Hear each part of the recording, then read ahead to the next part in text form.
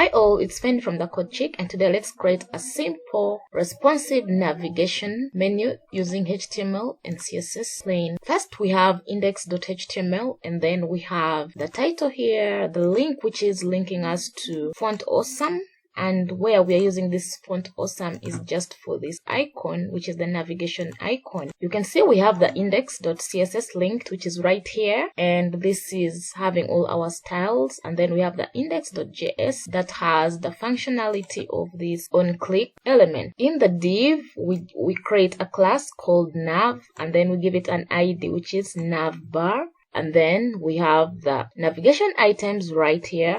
And then you notice that in the last item where we have the icon, we have an on-click function that we are going to implement here in the JavaScript for it to respond on click. So next is we have the CSS, which is basically giving us all the styles, the decorations, the hover, and the responsiveness using media queries. And after going all this is what you have.